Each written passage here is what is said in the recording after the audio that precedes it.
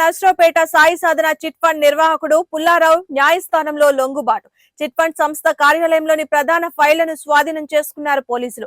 భారీ స్థాయిలో deposit దారులను, chit fund చందాదారులను మోసగించినట్లు నమోదైన కేసులో నిందితుడు పాలడుగు పుల్లారావుపై గుంటూరు పట్టాభిపురం పోలీస్ స్టేషన్ లో కేసు నమోదైంది. గుంటూరు కోర్టులో లొంగిపోయినట్లు సమాచారం కాగా, నర్సరావుపేటలోని పల్నాడు బస్టాండ్ దగ్గరలో గల Sai Sadhana chit fund private limited సంస్థ కార్యాలయంపై గురువారం సాయంత్రం నర్సరావుపేట డీఎస్పీ కె నాగేశ్వరరావు ఆధ్వర్యంలో తహసీల్దార్ వేణుగోపాలరావు సమక్షంలో కీలకమైన ఫైళ్లను పలు ఆధారాలతో స్వాధీనం చేసుకున్నారు.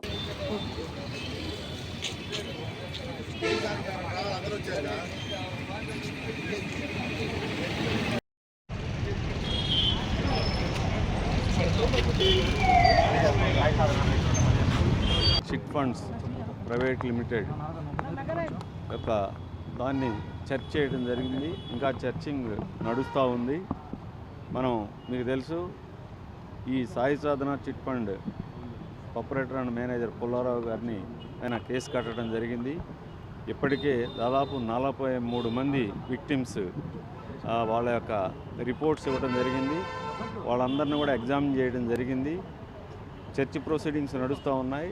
ముద్దాయిల కోసం కూడా టీమ్స్ తిరుగుతూ ఉన్నాయి. ఇంకా విక్టిమ్స్ చాలామంది రావాల్సి ఉంది. దర్యాప్తులో భాగంగా ఇప్పటివరకు మనకి సుమారు ఒక 10 కోట్ల రూపాయలు చీటింగ్ చేసినట్టుగా మనకి ఉంది. ఇంకా చాలా కూడా విక్టిమ్స్ రావాల్సి ఉంది.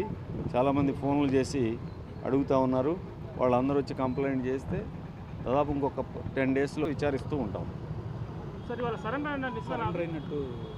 అంటే మనకి రీసెంట్ ఇప్పుడు వస్తున్న సమాచారం ప్రకారం అది అదర్ కేసు. అక్కడ గుంటూరులో వేరే కేసు, ఈ చిట్ ఫండ్స్కి సంబంధించింది కాదని తెలుస్తూ ఉంది. కాబట్టి అక్కడ సరెండర్ అయినట్టుగా మనకు కూడా సమాచారం వస్తూ ఉంది. వెరిఫై చేస్తాం.